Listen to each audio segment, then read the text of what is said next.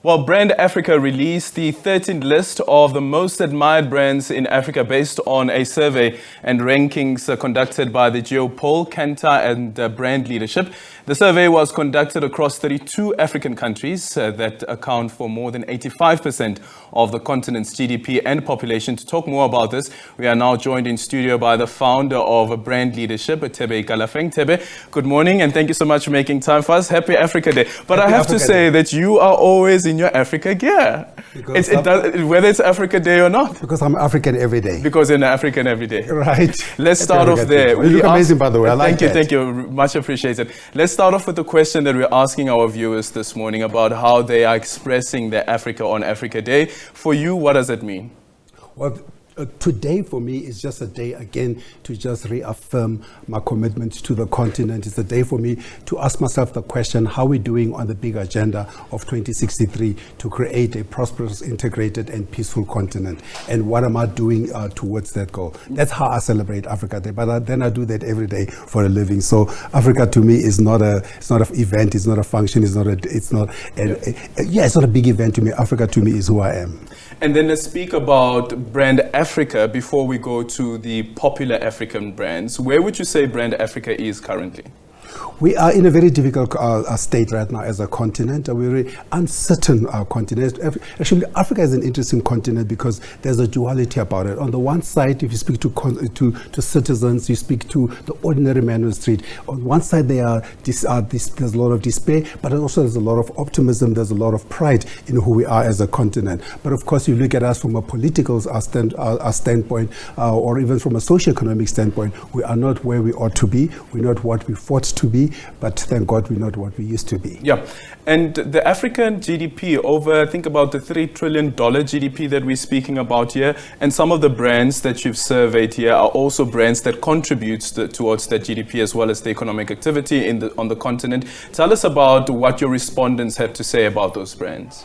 Well, what they're saying, they're saying that in a continent of 1.3 billion people, in a continent that should be producing and buying its own goods and services, that only 14% of the brands that Africans admire are Africa. So we remain in a difficult state, because if you look at the 10-year trend of Brand Africa, since we started the survey 13 years ago, if you look at 10-year trend only, on average, 20% of the brands that Africans admire are African. So we are not where we ought to be as a continent. I mean, if we have 1.3 billion people, we should be creating our own product, buying our own product, and feeding ourselves instead of begging, borrowing, and blaming everybody else. But brands like MTN, they've made some inroads. Oh, MTN is one of the great African brands. I mean, if you look at the continent across board, if you look in Southern Africa and Pan-Africa, MTN is certainly a stalwart brand. I mean, it's connected over 200 million across the continent. Really has created, it's been a transformational brand that's enabled Africans to connect, to consume, and to communicate. And if you look at East Africa, you look at the brand like M-Pesa Safaricom, which has taken access to financial services from 5% in 2010 to 70% in 2006 to 70% by 2010. That's real transformation. I mean, almost 70% of the economy of Kenya runs through Safaricom. If you go to within East Africa, you go to Ethiopia, you look at what Ethiopian Airlines have done. Ethiopian Airlines is the dominant airline in the continent. They are moving us from point to point, connecting more than 50 African countries, probably in the top 5. I think it is in the top 5 biggest airlines in the world. You go to West Africa, you go to brand like Dangote, and Dangote is feeding Africans. They're putting oils in their cars, and they're building homes with the cement. So those are the great brands which we need to learn from and which we need to build on.